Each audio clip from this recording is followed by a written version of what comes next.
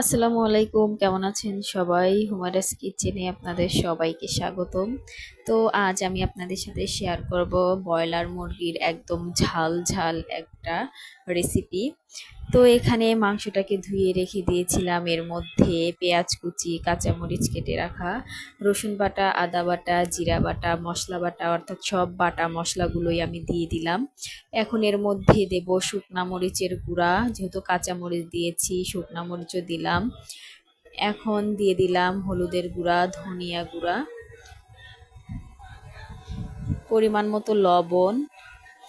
এবার আমি বেশ খানিকটা সয়াবিন তেল দিয়ে মশলাটাকে ভালোভাবে মাখিয়ে নেব।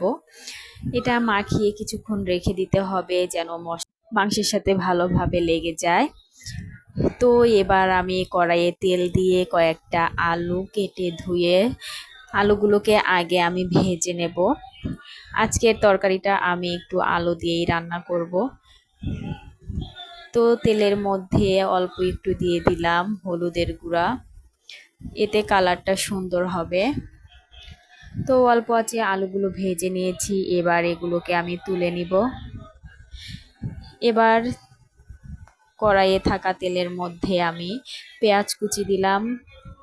পেঁয়াজটাকে কিছুক্ষণ নেড়ে চেড়ে নিচ্ছি। মাংসটাকে আমি সম্বার দিয়ে রান্না করব। এরপর একটা তেজপাতা, দারচিনি, সাদা এলাচ এবং কালো এলাচ দিয়ে কিছুক্ষণ নেড়ে চেড়ে ভেজে নিচ্ছি। এরপর কয়েকটা গোটা জিরা দিয়ে দিলাম।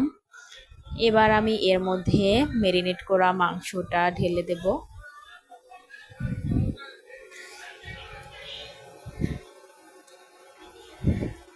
এবার আমি মাংসের মধ্যে অল্প একটু পানি দিয়ে দিলাম এবং এটাকে ভালোভাবে কষিয়ে নিতে হবে।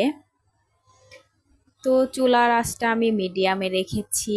এবার আমি ভালোভাবে নেড়ে চেড়ে নিচ্ছি এবং ঢাকনা দিয়ে কষিয়ে দেব। তার আগে আমি ভেজে রাখা আলুগুলো দিয়ে দিলাম। আলুর সাথেই মাংসটাকে কষিয়ে নেব, এতে আলু এবং মাংস একসাথেই সিদ্ধ হয়ে যাবে। যেহেতু এটা ব্রয়লার মুরগি, এটা সিদ্ধ হতে খুব একটা বেশি সময় লাগবে না, তাই আলুগুলোকে আমি মাংসের সাথেই দিয়ে দিলাম। এবার আমি একটা ঢাকনা দিয়ে ঢেকে দিব। তো বেশ কিছুক্ষণ কষানোর পর দেখতে পাচ্ছেন মাংস থেকে কিন্তু তেলটা আলাদা হয়ে গেছে, মশলাগুলো ভালোভাবে কষানো হয়ে গেছে, মাংসটাও কষানো হয়ে গেছে। এবার এর মধ্যে আমি অল্প একটু ঝোল দিয়ে দিব। এবার আমি নেড়েচেড়ে নিচ্ছি। এবার আবারও আমি ঢাকনা দিয়ে ঢেকে রান্না করে নিব। তো এই তো রান্না হয়ে গেছে। এটার কালারটা কিন্তু অনেক সুন্দর এসেছে আর এটা খেতে কিন্তু অনেক ঝাল ঝাল হয়েছে। তো আজকের ভিডিও এখানেই শেষ করছি। সবাই ভালো থাকবেন, সুস্থ থাকবেন। আল্লাহ হাফেজ।